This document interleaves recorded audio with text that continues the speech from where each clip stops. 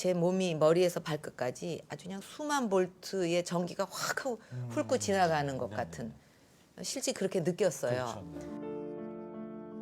가장 존경하고 사랑했던 어머니를 잃은 슬픔은 말로 형용할 수 없는 아픔이었다. 가슴이 뻥 뚫린 것 같아요. 여기가 없는 것 같아요. 이게 바람이 숭숭 막 다니고 내 여기 심장이 다 없어진 것 같은 그러니까 너무 허전해가지고 어떻게 마음을 어떻게 붙일 수가 없고 땅을 또 딱 보면 저 찬 땅 속에 어머니가 이렇게 묻혀 계시지 전부 그랬는데도 그것도 순간순간이고 그다음에 내 일 그러니까 슬퍼할 시간도 없이 막 그 일을 하면서 아마 견뎌냈던 것 같아요. 23살 박근혜는 마음껏 슬퍼할 틈도 없었다. 어머니를 대신해 퍼스트레이디가 되면서 교사가 되겠다는 그녀의 꿈도 접어야만 했다. 청와대에 들어온 수백 건의 민원과 민생을 시찰하느라 24시간도 모자랐다. 청와대 안살림과 아버지를 보조하면서 자연스럽게 정치에 관한 수업을 익혀나간 박근혜. 특히 외국어에 능했던 그녀는 외국 귀빈 접대를 전담하며 외교에 대한 식견도 넓혀나갔다. 그렇게 보낸 6년의 시간은 준비된 여성 대통령 박근혜를 만드는 데 초석이 된 소중한 시간들이었다.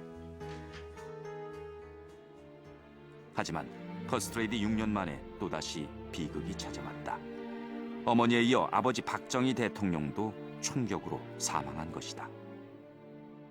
아침에 인사드리고 안녕히 다녀오세요. 그렇게 하고는 저녁에 이제 갑자기 그렇게 되셨고 어머니도 그러시고 또 두 분 다 흉탄에 뭐 임종도 못 지키고 그렇게 돌아가신 걸 생각하면 뭐 그거보다 더 큰 충격이나 청천벽력이 있을 수가 없다고 생각해요.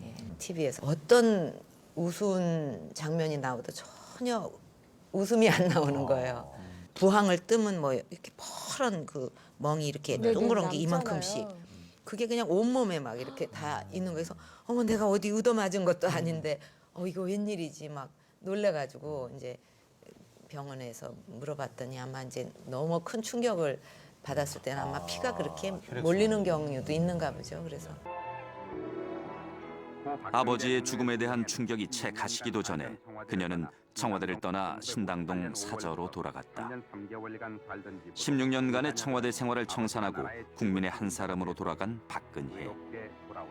이후 아버지 박정희 대통령의 유신 독재에 대한 비판적 평가들이 연일 쏟아져 나왔지만 그녀는 침묵했다.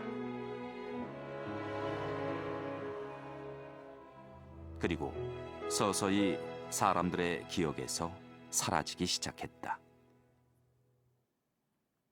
사람들은 18년의 시간을 은둔이라 불렀지만 그녀에겐 못다한 공부도 하고 여행도 다니며 새로운 인생을 산 기회의 시간이었다.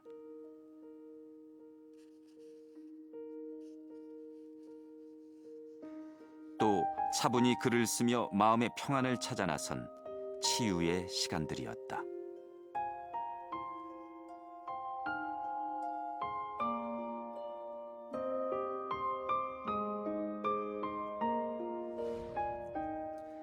그렇게 평범하게 살아가던 박근혜는 18년 만에 정치인이 되어 다시 국민들 앞에 섰다.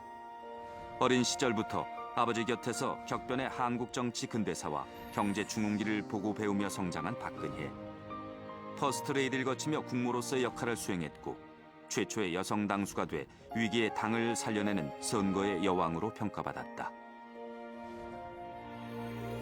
퍼스트레이디 시절 익힌 외교 경험과 뛰어난 외교적 감각은 지도자로서 우호적 국제관계를 성립하는 데 플러스 요인으로 작용했다.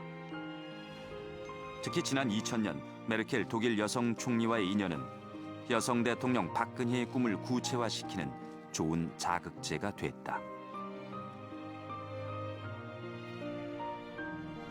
숨가쁘게 달려온 시간들, 이제 하나의 목적에 집중할 시간이 서서히 다가오고 있었다. 국민을 위해 인생을 바치겠다는 그 신념을 펼칠 용기가 필요한 때였다. 제18대 대선 후보 등록을 이틀 남겨둔 시점에서 안철수 후보의 중대 발표가 있었다. 존경하는 국민 여러분